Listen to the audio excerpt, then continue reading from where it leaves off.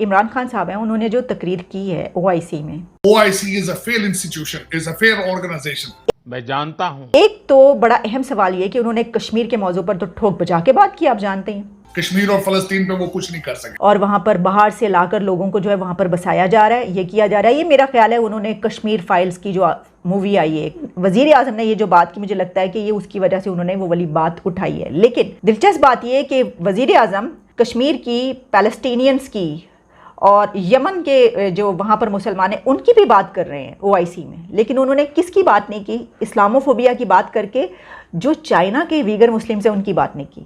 کیوں؟ انہوں نے کشمیر پر بھی بات کی، انہوں نے پیلسٹین پر بھی بات کی، لیکن انہوں نے ویگر مسلمز کی بات نہیں کی۔ تو ان کو بلا کے پاکستان میں یہ شہنشاہ اکبر نے غربت کا مذاق کیوں اڑایا اپنے پاکستان کا، جہاں پہ 2 وقت کے کھانے کے لیے لوگ تڑپ رہے ہیں؟ بڑے ہی افسوس کی بات ہے۔ ایک طرف آپ سعودی عربیہ جو کہ ہیڈ آف OIC ہے ان کی تنقید ہی کر رہے ہیں نا آپ، کہ آپ لوگ جو ہیں یہ کیا کر رہے ہیں، ان کے اوپر آپ ان کے پاس پیسے لینے چلے جاتے ہیں، بھیک مانگنے چلے جاتے ہیں۔ اب وزیر خارجہ صاحب نے بھی واضح الفاظ میں بات بولی ہے کہ جی اب قراردادوں سے بڑھ کر کچھ کرنا ہوگا، یعنی عملی اقدامات پہ توجہ دینی ہوگی۔ بالکل صحیح انہوں نے بات کی، آپ بھی یہ بات ابھی کر رہے تھے۔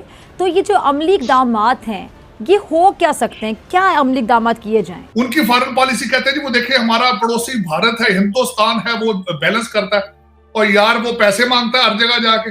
نہیں، آپ کو ابھی ڈالر دکھائے، آپ کو ڈالر نظر آتے ہو نیپال سے، تو آپ ابھی نیپال چلے جائیں گے۔ میرا مقصد آپ بھارت کی مثالیں دینے سے پہلے آپ دیکھو تو صحیح کہ آپ کہاں کھڑے ہو۔ وہ کرپشن پہ 85 نمبر پہ، اتنا بڑا ملک آپ کے سائز سے 10 گنا، اور آپ 140 پر ہیں۔ میں حیران ہوں۔ OIC کے جس طرح وزیر خارجہ کہہ رہے ہیں وہ اسی صورت میں ممکن ہے کہ ایک تو یہ کنسسٹنسی اور کنٹینیوٹی رکھیں، جو ریزولوشن پاس کرتے ہیں اس کا بھی ایک کافی پریشر پڑتا ہے۔ اب جیسے کشمیر کے بارے میں آج بڑے ہی 2 ٹوک الفاظ میں بہت ساری گفتگو ہوئی، تو وہ اس کا پریشر یقیناً انڈیا پہ پڑے گا۔ وہ پریشر امپلیمنٹنگ پارٹ تو اس کا نہیں ہے، لیکن مورل پریشر ایک پڑے گا۔ امپلیمنٹیشن کے لیے وزیر خارجہ کے ذہن میں ضرور کوئی بات ہوگی، اور میں کوئی بھی شخص وہ یہی تجویز دے گا کہ اقوام متحدہ کے چارٹر یہ اجازت دیتا ہے کہ ریجنل آرگنائزیشن وہ اپنی فوج بھی کر سکتے ہیں۔ مجھے تو ایک وقت میں بڑی خوشی ہوئی کہ جب ٹرمپ نے یہ کہا کہ یہ اسلامک فورس ہونی چاہیے اور وہ نیٹو کی طور پر اس کو طرز پر کام کرنا چاہیے، تو میں نے کہا یہ اچھا موقع ہے کہ ہمارے پاس بھی ایک امپلیمنٹنگ ٹول آ گیا۔ لیکن وہ محترم ٹرمپ صاحب جو ہے وہ ہمارے 54 اسلامک ممالک کے سربراہان کی سربراہی کر کے واپس چلے گئے، اور ہمارے سربراہان نے اس چیز کو بھی اتنی فوقیت نہیں دی کہ وہ OIC اس کو ایک ہی مقصد کے لیے استعمال کیا، یمن کے لیے۔ لیکن یہ ہے کہ اگر ایسا ہو جائے جس طرح وزیر خارجہ فرما رہے ہیں، تو یقیناً پھر ہم اس کو امپلیمنٹیشن کی طرف اس سے اگر یہ 57 ممالک ایک ساتھ ریزولوشن موو کریں تو جنرل اسمبلی کو آٹومیٹکلی سیکورٹی کونسل کو ریفر کرنا پڑے گا، اور چیپٹر 7 جب تک کہ اس کو ویٹو نہ ہو جائے، چیپٹر 7 کے ذریعے آپ پریشرائز کر سکتے ہیں، کچھ اور نہیں تو سینکشن لگا دیں 57 کنٹریز کی، ہم تجارت نہیں کرتے۔ لیکن ادھر عمران خان کے خلاف جو ہے وہ نو کانفیڈنس موشن آ گیا ہے، اپوزیشن جماعتیں عمران خان کو فارغ کرنے کو تیار بیٹھی ہیں، اور آج وہ جو 57 ممالک کے فارن منسٹرز بیٹھے ہوئے تھے ان کو سامنے بٹھا کے عمران خان نے کہا ہے کہ آپ ناکام ہو چکے ہیں، آپ ڈیلیور نہیں کر چکے، مغرب آپ پہ مذاق اڑاتا ہے اور آپ کو کچھ کرنا پڑے گا۔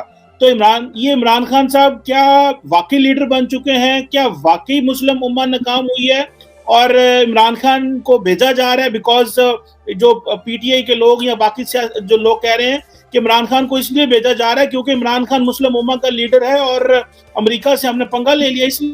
وہ سچی باتوں سے کام نہیں چلتا، سچی باتوں سے آپ آئسولیٹ ہو جاتے ہیں، سچی باتوں سے آپ ایلینیٹ ہو جاتے ہیں، سچی باتوں پہ آپ کو بالکل الگ کر دیا جاتا ہے، اور جو مشکلات آتی ہیں وہ آپ جو کھڑے ہو کے بات کر رہے ہوتے ہیں ان کے اوپر نہیں آتی، غریب عوام کے اوپر آتی ہے۔ وہ عوام کو بھگتنا پڑتا ہے جو آپ کہتے ہیں، آپ جس قسم اگر تو اس قسم کی پاپولزم جو ہے یہ اگر تو آپ امیر ملک ہوں، پاورفل ملک ہوں، تو پھر آپ اس قسم کی بات افورڈ کر سکتے ہیں اور کرنی بھی چاہیے۔